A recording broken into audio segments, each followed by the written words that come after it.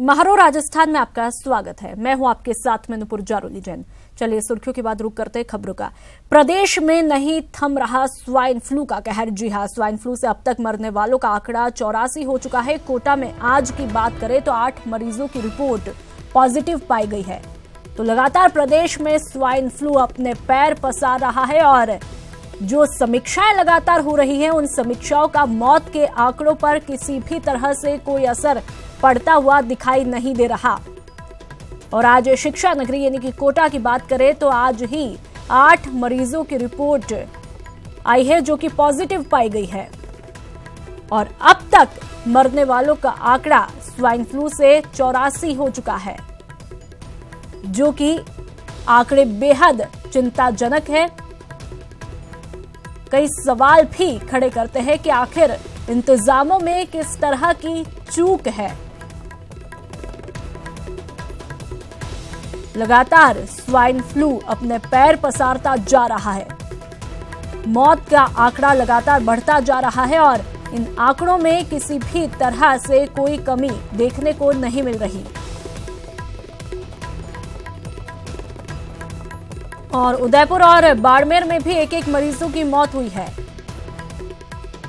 सबसे ज्यादा बात की जाए तो जयपुर और जोधपुर में मौत का आंकड़ा देखने को मिला और अब आज उदयपुर में भी एक मरीज की मौत हो चुकी है।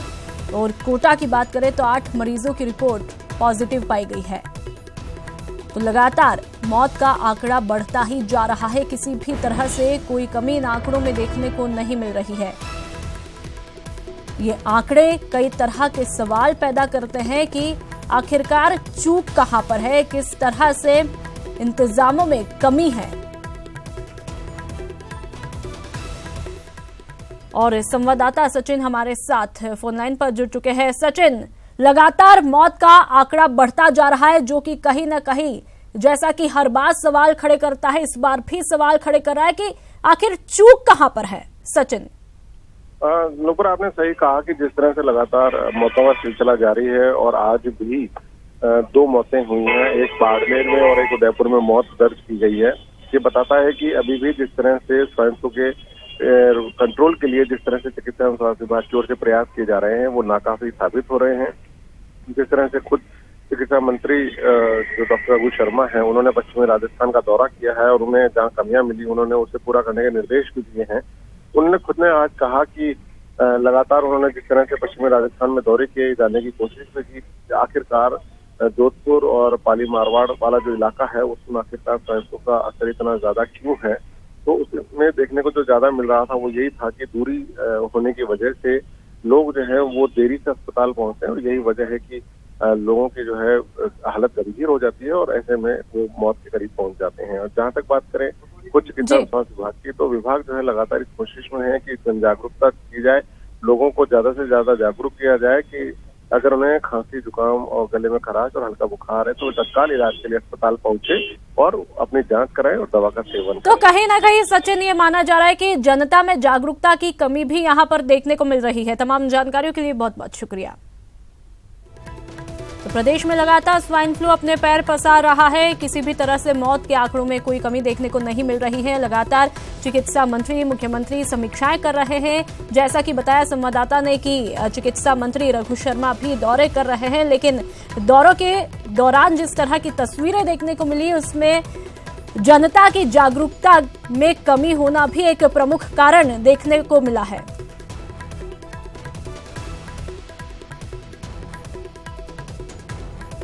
और अब बात कर लेते हैं कांग्रेस के मिशन 25 की। लोकसभा चुनाव की तैयारियों को लेकर दिल्ली में कांग्रेस ने माथापच्ची की, जिसमें तय किया गया कि अब पार्टी चुनाव की तैयारियों में पूरी तरह से जुट जाए। मुख्यमंत्री अशोक गहलोत ने कहा कि बैठक में लोकसभा चुनाव की तैयारियों को लेकर बात हुई। साथ ही राहुल गांधी के 14 फरवरी को राजस्थान दौरे को लेकर भी चर्चा की गई। तो वहीं सचिन पायलट ने कहा कि विधायकों को लोकसभा चुनाव लड़ाने का पार्टी का कोई विचार नहीं है। साथ ही बागियों के सवाल पर पायलट ने कहा कि बागियों को कांग्रेस में शामिल कराने का कोई प्रस्ताव नहीं है।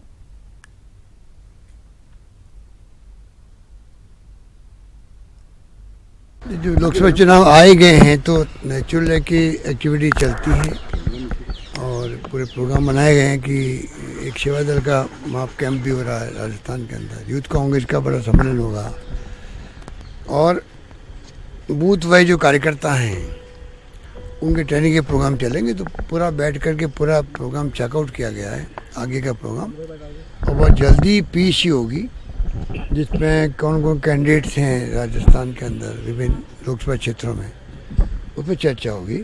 इस रूप में हम लोगों ने बैठ के बातचीत करना शुरू किया है। हमारी अलग अलग नेताओं से जो फीडबैक मिला है, हम लोगों ने 25 की 25 लोकसभा सीट्स पर तमाम लोगों से, नेताओं से, कार्यकर्ताओं से विस्तार से फीडबैक लिया था। तमाम मंत्रीगण जिलों में गए थे, वो भी रिपोर्ट लेकर आए हैं। सेक्रेटरीज तमाम मीटिंग कर रहे हैं। तो आज हमने पूरा उसका फीडबैक लिया है और आने वाले कुछ दिनों के अंदर हम कोशिश कर रहे हैं कि हमारा जो मंथन है और कैंडिडेट का जो सिलेक्शन है उस पर हम आमराय बनाकर इसको शॉर्टलिस्ट करें। वह चुनाव के तैयारी हेतु ये बैठक थी जिसमें सभी कार्यक्रम जो संगठन के स्तर पर हमने लिए हुए हैं उनको किस प्रकार से तेज गति से हम आगे बढ़ा सकते हैं। विधानसभा चुनाव में जीत के बाद अब कांग्रेस लोकसभा चुनाव की तैयारी में जुट गई है, जहां पर सीएम, डिप्टी सीएम समेत प्रदेश प्रभारी दिल्ली में अध्यक्ष राहुल गांधी के साथ जिताऊ उम्मीदवार के चुनाव के लिए मंथन कर रहे हैं। वहीं जोधपुर सीट पर भी दावेदारों की तलाश शुरू हो गई है। देखिए रिपोर्ट में।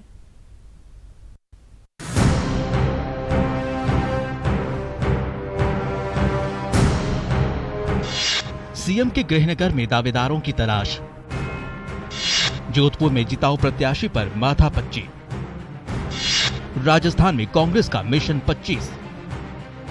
लोकसभा चुनाव को लेकर कांग्रेस मिशन 25 पर जुट गई है। कांग्रेस के राष्ट्रीय सचिव विवेक बंसल जोधपुर और पाली लोकसभा सीट के लिए जिताऊ प्रत्याशी के चयन प्रक्रिया में जुटे हैं। सर्किट हाउस में दावेदारों ने बंसल के सामने अपनी अपनी दावेदारी पेश की है। वहीं बंसल का दावा है कि प्रत्याशियों के सभी रिकॉर्ड देखकर ही अंतिम फैसला लिया जाएगा। देखिए, दावेदारी तो सबको अधिकार है, सबको अधिकार है दावेदारी पेश करने का, और यही लोकतंत्र की अद्भुतता है। और देखना हमें है कि कौन उसमें सबसे ज़्यादा सशक्त है, किसकी सर्वमान्यता है कार्यकर्ताओं में, किसकी जनमानस में किसकी पकड़ है और कौन सामाजिक क्षेत्र में सक्रिय है। पाली से राजूराम चौधरी और जोधपुर से करण सिंह उचियारड़ा अपनी अपनी दावेदारी पेश कर रहे हैं। दोनों नेताओं ने सभी विधानसभा क्षेत्रों से सरपंच प्रतिनिधि को आगे कर अपना दावा मजबूत किया है। पुनः मैं जो पार्टी पे पूरा विश्वास है, नेताओं पे विश्वास है कि मैं लोकसभा का टिकट मांग रहा हूँ। आज इस विषम परिस्थिति में जब कांग्रेस को सबसे बड़ी जरूरत है, अगर मेरे पे कांग्रेस विश्वास जताएगी तो निश्चित रूप से मैं कार्यकर्ताओं के दम पर ये सीट जीत करके कांग्रेस की झोली में डाल दूँ। क्षेत्र पाली के सभी विधानसभा क्षेत्र के 8वें विधानसभा क्षेत्र के सरपंच, पंचायत समिति मेंबर, जिला परिषद मेंबर्स और कांग्रेस के पदाधिकारी, हम सब ने मिलकर पाली लोकसभा क्षेत्र से मेरे लिए टिकट का आवेदन किया है। और बंसल साहब को पूरी बात समझाई एक पाली लोकसभा क्षेत्र में जो अभी कांग्रेस से 8 में से 6 विधानसभा क्षेत्र विपक्ष में है, कैसे पाली लोकसभा क्षेत्र को जिताया जाए। आपको बता दें कि सीएम अशोक गहलोत के गृहनगर से पिछली बार बीजेपी ने बाजी मारी थी, लेकिन दिसंबर में सत्ता बदलने के बाद अब कांग्रेस बीजेपी से हिसाब बराबर करने को लेकर कमर कस रही है और जोधपुर कांग्रेस की लिस्ट में सबसे ऊपर है। सहयोगी शेर सिंह के साथ ललित सिंह, न्यूज़ 18 जोधपुर। रुक करता अगली खबर का। पहले जी तोड़ मेहनत कर उपजाओ और फिर बेचने के लिए बाजार में तंबू लगाओ, यही कहानी है अन्नदाताओं की। प्रदेश के मूंग और मूंगफली से किसान परेशान हैं और सरकार है कि सुनने को तैयार नहीं है। अन्नदाताओं की परेशानियों का कब होगा अंत? धूप पानी झेल कर तो उपजा लिया, अब सरकार की नीतियों ने तड़पाया।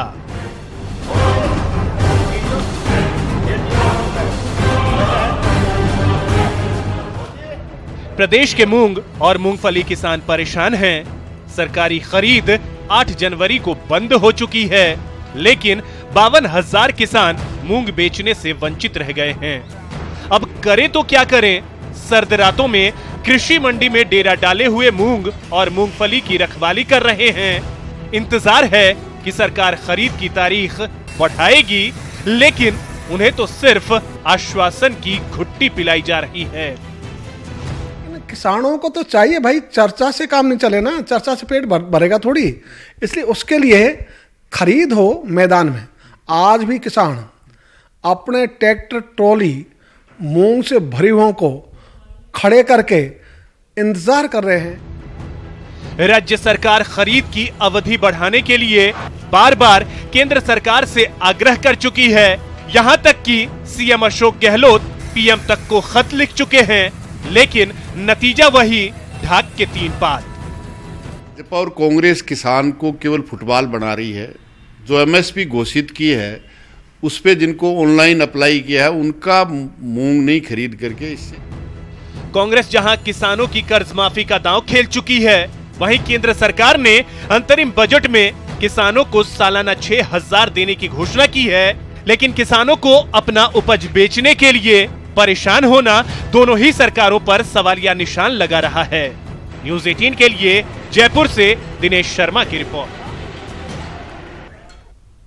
राजनीतिक पार्टियों के हो हल्ले के बीच किसान कर्ज माफी में भ्रष्टाचार से खुद को ठगा सा महसूस कर रहा है। डूंगरपुर, चूरू, भरतपुर के बाद अब नया मामला अलवर जिले का सामने आया है। अलवर जिले के बहरोड क्षेत्र के किसान सहकारी समितियों पर भ्रष्टाचार का आरोप लगा रहे हैं। वसुंधरा सरकार की कर्ज माफी में भ्रष्टाचार। डूंगरपुर के बाद अलवर जिले के मामले आए सामने। किसानों ने सहकारी समितियों पर लगाए गंभीर आरोप। कर्ज लिए नहीं, माफ कैसे हो गए?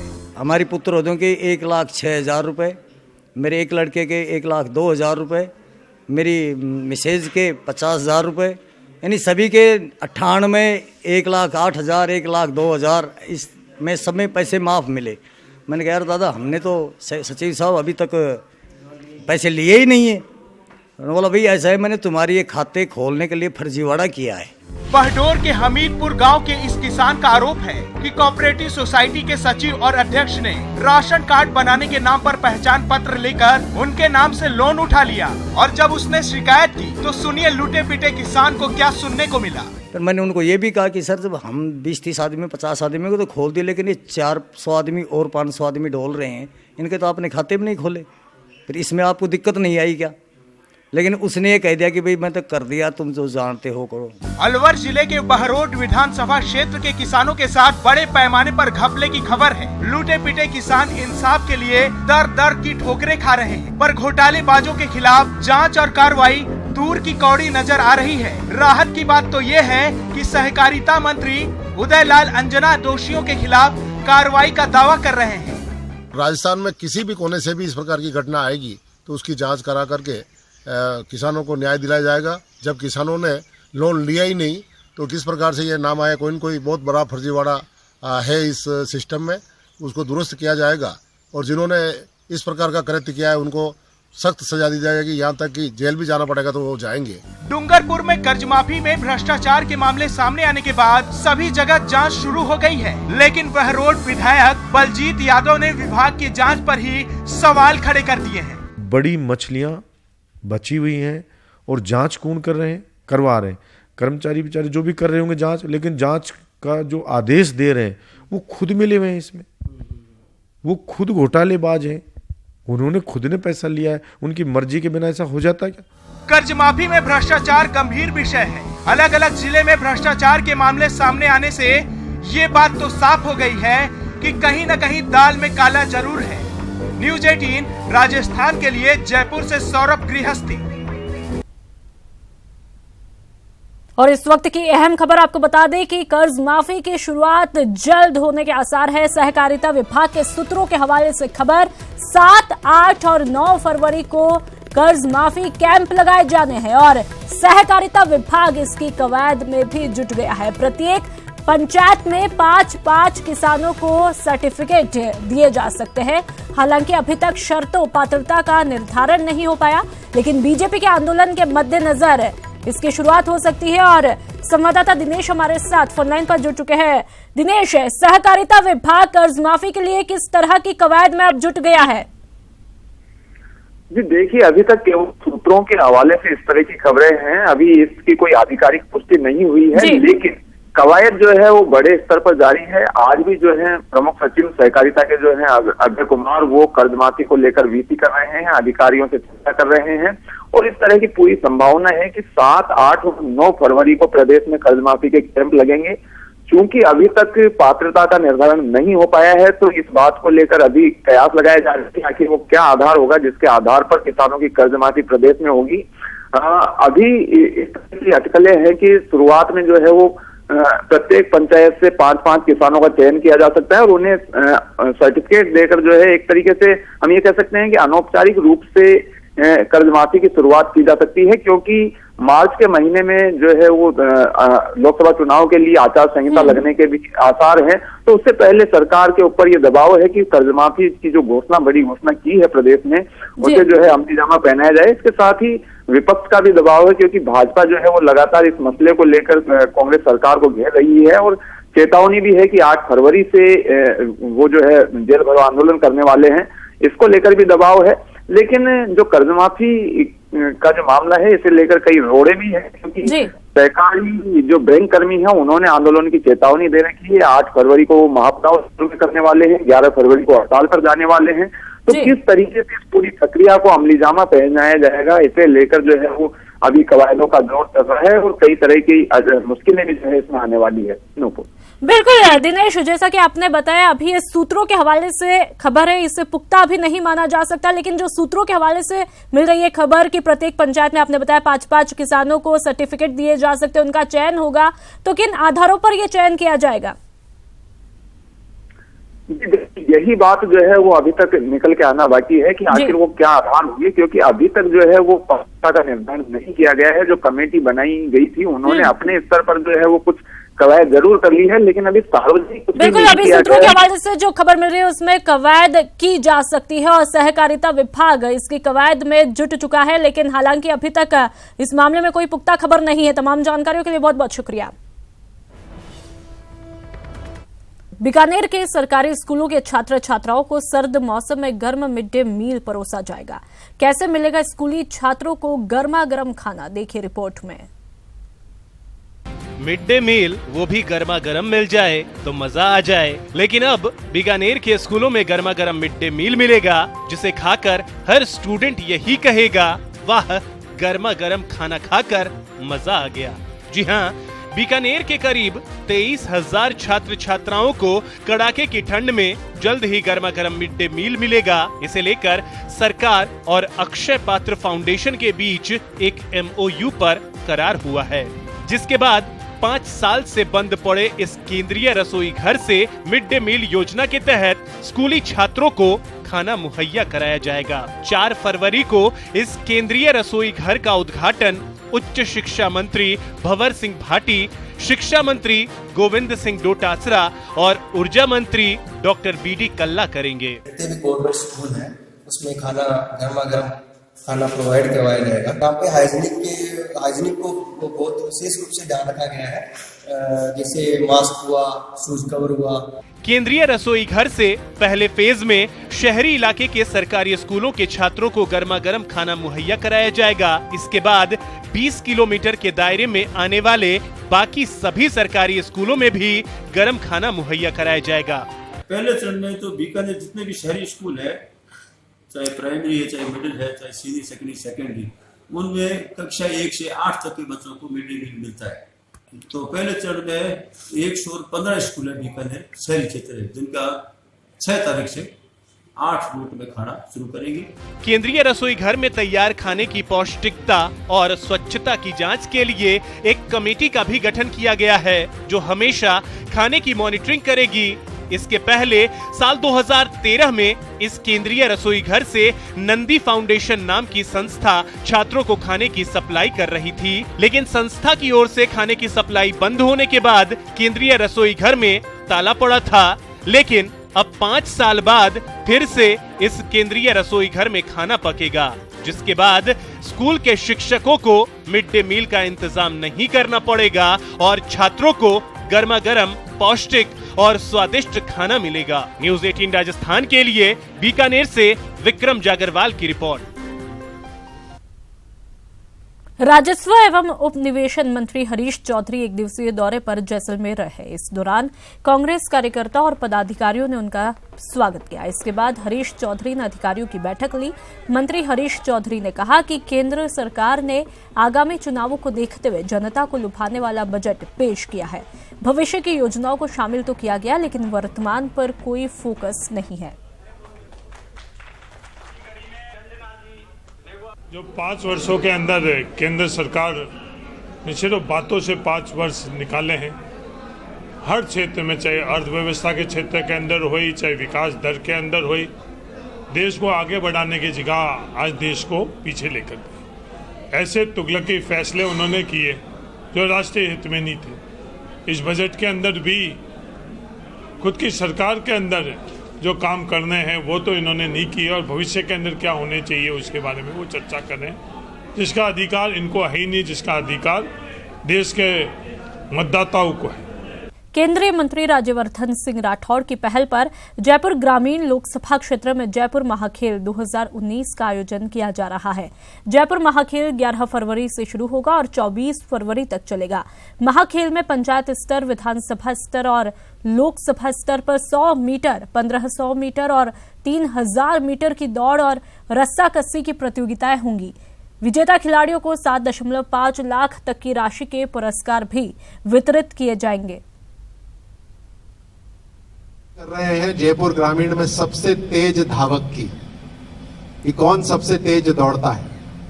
100 मीटर लड़के और लड़कियों के लिए, और फिर एक लंबी दौड़ जिसमें 1.5 किलोमीटर लड़कियों के लिए और 3 किलोमीटर लड़कों के लिए। ये हर गांव से एक टीम बनेगी, हर गांव में मुकाबला होगा, हर पंचायत। जयपुर के भवानी निकेतन कॉलेज में आज अध्यक्ष कृपाल सिंह राजावत के छात्र संघ कार्यालय का उद्घाटन कार्यक्रम आयोजित किया गया। केंद्रीय मंत्री राज्यवर्धन सिंह राठौड़ और विधायक अशोक लाहोटी ने कार्यालय का उद्घाटन किया। भवानी निकेतन की तरफ से केंद्रीय मंत्री राज्यवर्धन सिंह राठौड़ का साफा पहनाकर स्वागत किया। इस मौके पर राठौड़ ने खेलकूद को बढ़ावा देने के लिए भवानी निकेतन कॉलेज में एथलेटिक्स स्टेडियम बनाने की घोषणा की। साथ ही उन्होंने स्टेडियम के लिए 8 करोड़ देने की बात भी कही। निकेतन के अंदर लॉ कॉलेज का छात्र संघ कार्यालय का उद्घाटन था।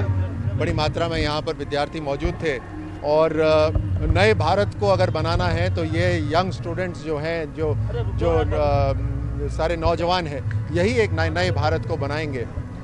अपनी जो ऐसी परंपरा जो भारत को पीछे खींचती हो, जो भारत को आगे बढ़ने से रोकती हो, जिस तरह की पुरानी राजनीति जो कभी भारत को आगे बढ़ने नहीं दे रही थी, उस सबको पीछे छोड़कर ये नवयुवक, ये सारे नौजवान एक नया भारत बना सकते हैं। ये इनमें शक्ति है। और अब बात सैनी की बैठक में हंगामे की। श्री गंगानगर में बीजेपी प्रदेश अध्यक्ष मदन लाल सैनी की लोकसभा प्रवास बैठक में जबरदस्त हंगामा हुआ। सादुल शहर से आए कार्यकर्ताओं ने रजिस्ट्रेशन काउंटर पर प्रदेश मंत्री को बैठक में नहीं घुसने दिया। कार्यकर्ताओं ने प्रदेश मंत्री पर हर भगवान बराड़ पर पार्टी से भीतर घात करने का आरोप लगाते हुए नारेबाजी की।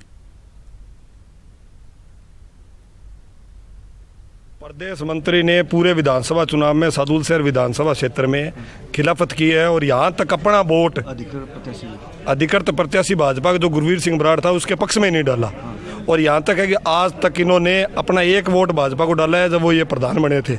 तो पार्टी ऐसे आदमियों का क्या करेगी जिनको पद दे रखे शीर्ष पे, और वो यहाँ पार्टी की जड़ें खोदने में लगे हुए। नहीं जाने देंगे जी, विरोध करेंगे, हम विरोध करेंगे।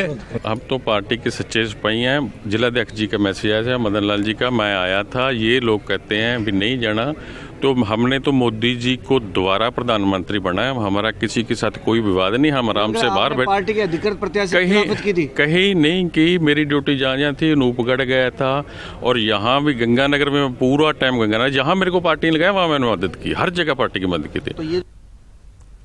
बीजेपी प्रदेशाध्यक्ष मदन लाल सैनी आज हनुमानगढ़ जिले के दौरे पर रहे, जहां वो पूर्व जल संसाधन मंत्री डॉक्टर राम प्रताप की माता की शोक की बैठक में शामिल होने के लिए पहुंचे। इस दौरान मीडिया से बातचीत में सैनी ने कांग्रेस पर धोखाधड़ी का आरोप लगाया। साथ ही कहा कि जनता कांग्रेस से परेशान है, आगामी चुनाव में वो कांग्रेस के बहकावे में नहीं आएगी। माता जी का देहांत हो गया, इसलिए मैं यहाँ आया हूँ, और आप सब लोग यहाँ आए इसके लिए बहुत ठंड में जो पसर के लिए बहुत उपयोगी है, उसमें आपको बधाई देता हूँ। और आज हमारी पार्टी के पदाधिकारी हैं, मोर्चों के लोग हैं, मंडलों के हैं, शक्ति केंद्रों के लोग हैं, इनके साथ चर्चा करूँगा। उसमें आगामी लोकसभा के चुनाव की दृष्टि से भी चर्चा होगी। अब ये प्राइमरी स्टेज है। आज जहां चंद कदम चलते ही युवाओं की सांसें फूलने लगती है, तो वहीं कहीं बुजुर्गों ने खुद को इस कदर चुस्त और दुरुस्त रखा है कि उनका दमखम देखते ही बनता है। आप भी देखिए और दांतों तले उंगली दबा लेंगे। 90 साल के बुजुर्ग या 90 साल के जवान, उम्र नहीं रोक सकती इनकी उड़ान। जबरदस्त जज्बा और जोश है पहचान, इस जुनून को है सलाम।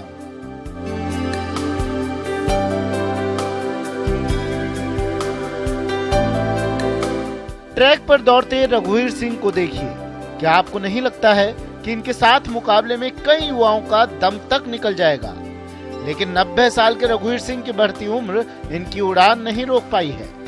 कुछ ऐसा ही जोश और जज्बा भरा है 90 साल के उगम सिंह में भी, जिनकी बाईपास सर्जरी हो चुकी है। बावजूद इसके शॉटपुट में कई बार गोल्ड मेडल जीत चुके हैं।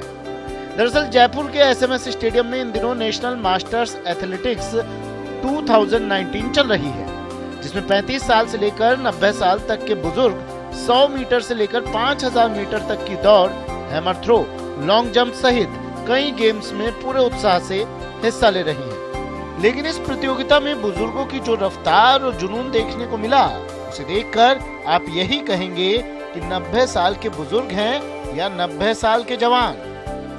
90 में दौड़ता आप। कौन कौन सा खेल खेलते हो आप? मैं सिर्फ 400, 200, 100 मेरी दौड़ है सिर्फ। कब से कर रहे हो ये? इसमें कब यही शुरू से मेरी आयुष है। बाईपास सर्जरी हुई है और ये 34वां नेशनल है मेरा, और हर एक नेशनल में गोल्ड मेडल है। इस वक्त में क्या है कि बच्चों के भी एक जरूरी है, हमारे जो युवा धन है आज वो कहाँ जा रहा है, वो ग्राउंड के बजाय किसी और जगह पे जा रहा है। उनके लिए एक जरूरी मैसेज है कि इस ग्राउंड पे आप देखिए, काका काकी, चाचा चाची बोलते हैं या दादा दादी बोलते हैं, नाना नानी, आप देखो कितनी उमंग से ताकत से दौड़ रहे हैं। तो उसको क्या होना चाहिए कि कुछ स्कूल के बच्चे को यहाँ लाना चाहिए और बच्चे को देखना चाहिए कि क्या हो रहा है। बुजुर्गों का ये जोश देखकर कार्यक्रम के आयोजक तो उत्साहित हैं ही, देखने वाले भी दांतों तले उंगलियां दबाते नजर आए। दौड़ के बाद हर किसी ने बस यही कहा, वाह क्या बात है। देखा होगा कि कितने वो अनफिट हैं। अभी मेजोरिटी की बात कर रहा हूँ, आपकी बात नहीं कर रहा हूँ। तो अगर ये सभी लोग जो हैं, जो 45-50 के ऊपर जो आ रहे हैं, तो अगर ये लोग ग्राउंड में आए हैं, तो एक तो उनका सबसे बड़ी बात है उनका हेल्थ बहुत अच्छा रहेगा। दूसरी सबसे बड़ी बात है वो मेडिकेशन से दूर रहेंगे, जितना ग्राउंड में अगर फिट रहेंगे। तीसरा, एक रोल मॉडल, एक 16 साल का लड़का है, उसको आप दौड़ा दीजिए। अगर आपने देखा है, सबकी बात नहीं कर रहा हूँ, बट लेकिन आप देखेंगे, आप जानते हैं वो 90 ईयर्स का आदमी उसको हरा देगा 100 मीटर में। आपने देखा अपने आंखों से। ये क्या मैसेज है कि अगर हेल्थ नहीं है तो हेल्थ इज वेल्थ जो कहते थे, वो बहुत ज़रूरी है आजकल की जनरेशन को सीखने के लिए। जो आपने बिल्कुल ठीक फरमाया है कि ये जो एज ग्रुप है, आप देखोगे कि यहाँ पर 95 के एथलीट भी पहुँचे हैं। अपने आप को मेंटेन करना 95 एक बहुत बड़ी बात है, और बच्चों के लिए एक इंस्पिरेशन भी है। उनके लिए ये मैं कहता हूँ कि जो बुजुर्ग एक रोल मॉडल बन जाने चाहिए उनके लिए, कि उन्होंने अपनी सेहत को किस तरीके से मेंटेन करके रखा है। इंटरनेट और सोशल मीडिया की दुनिया ने युवाओं के बड़े वर्ग को खेल के मैदान से दूर कर दिया है। ऐसे में अपने जोश और दमखम से उम्र को मात देते ये बुजुर्ग मिसाल कायम कर रहे हैं। न्यूज़ 18 के लिए जयपुर से कैमरामैन देवेंद्र सैनी के साथ दीपक व्यास की रिपोर्ट। और अब बात एक ऐसी खबर की जिसने कोटा में डर का माहौल पैदा कर दिया है। डर भी ऐसा कि लोग रात भर सो नहीं पा रहे हैं। क्या है वो डर, देखिए रिपोर्ट में। वो चुपके से आता है,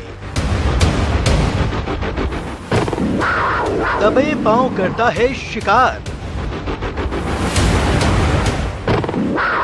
उसकी दहशत से कांपती है रूह, उसकी आहट से दिल दहल उठता है।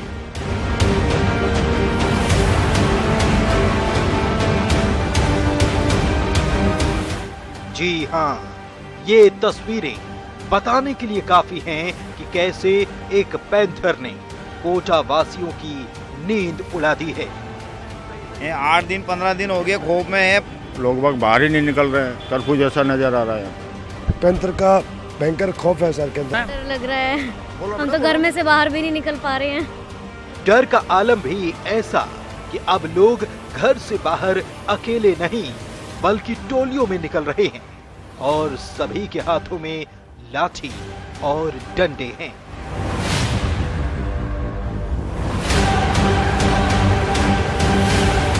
हमारे एरिया में तो काफी दहशत है। सरस्वती कॉलोनी गली नंबर 10 में अभी भी 4 जानवरों का शिकार करा है। वहाँ लोगों को रात को कई बार देखा गया है, लेकिन अभी तक उसका कोई प्रयास नहीं करा जा रहा। ये सुनाई में आ रहा है कि यहाँ पैंथर घूम रहा है, तो कई बार वो कई बकरी को भी ले गया यहाँ से, तो इस वजह से हम खुद ढूंढ रहे हैं। क्या पैंथर के खौफ से प्रशासन भी अलर्ट मोड पर आ गया है। वन विभाग, पुलिस और सेना ने पैंथर को पकड़ने के लिए सर्च ऑपरेशन चलाया है।